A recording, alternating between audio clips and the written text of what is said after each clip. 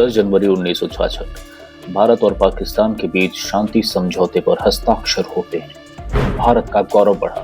प्रधानमंत्री लाल बहादुर शास्त्री जीत की मुस्कान के साथ अपने कमरे में जाते हैं, लेकिन अगली सुबह सब कुछ खत्म। ताशकंद सोवियत संघ की धरती पर भारत के प्रधानमंत्री की अचानक मौत हो जाती है। दुनिया ने कहा ये दिल का दौरा था, लेकिन उनकी पत्नी ने शरीर पर नीले निशान देखे। सवाल उठे और हर सवाल की सुई सोवियत संघ यानी यूएसएसआर और खुफिया एजेंसी सीआईए की तरफ मुड़ गई।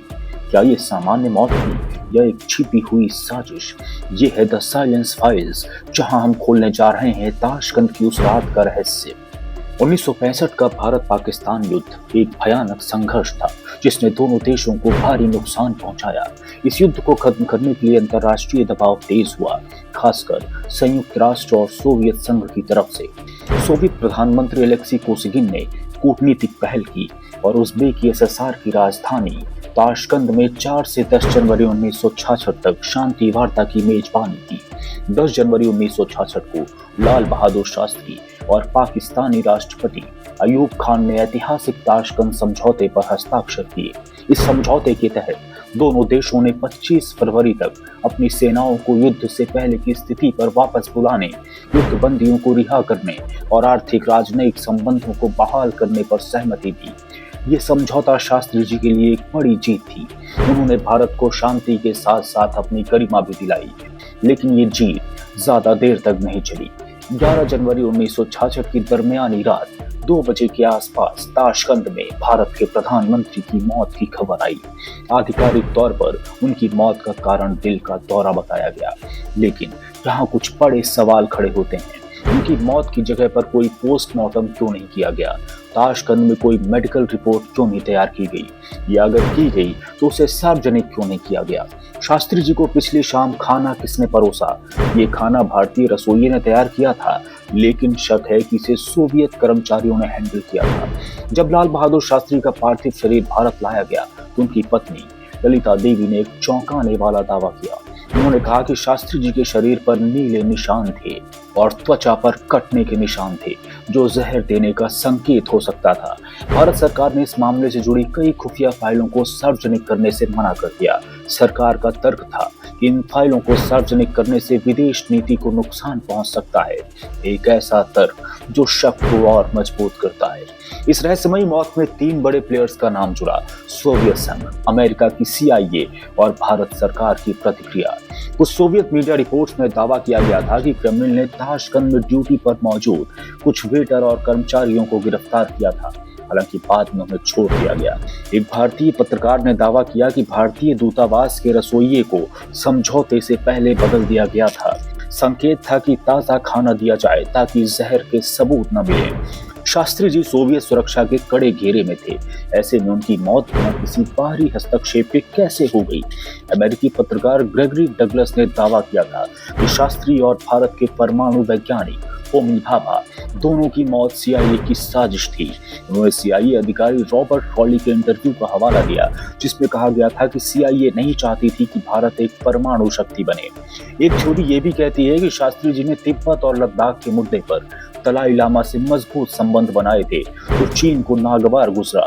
संयुक्त राष्ट्र में जनमत संग्रह से पहले उन्हें रास्ते से हटाना आवश्यक था। इस मौत की जांच के लिए राजनारायण समिति बनाई गई थी, लेकिन उसकी रिपोर्ट आज तक लापता है या सार्वजनिक नहीं की गई। शास्त्री जी के निजी सहायक आर्यन चुग और उनके डॉक्टर रामनाथ दोनों की बाद में रहस्यमयी कार हादसों में मौत हो गई। गवाहों की इस तरह एक के बाद एक मौतें इस साजिश की थ्योरी को और भी मजबूत करती हैं। इस मामले में कई असाधारण दावे सामने आए हैं, जिन पर बहस आज भी जारी है।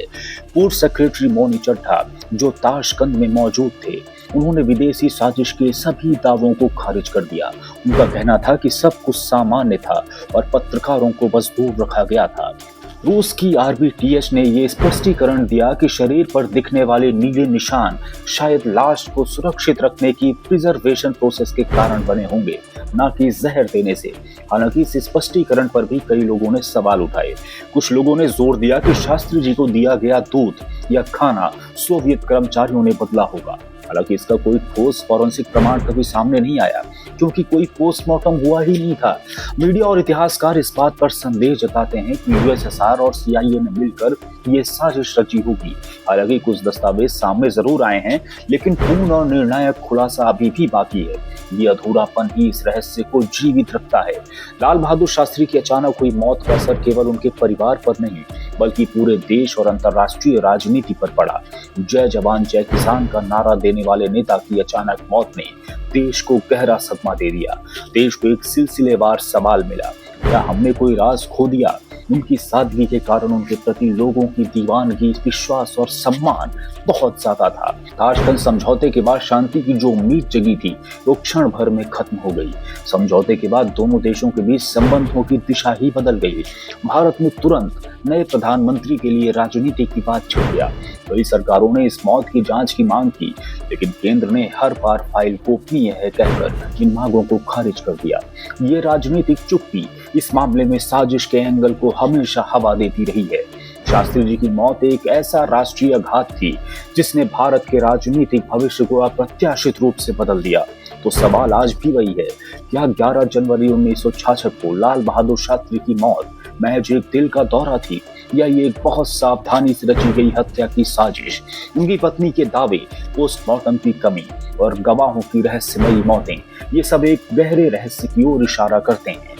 क्या शास्त्री जी सच में शांति की आवाज बनकर भारत लौटे थे, या उनकी मौत एक सुनियोजित घटना थी जिसने भारत के इतिहास को पलट दिया?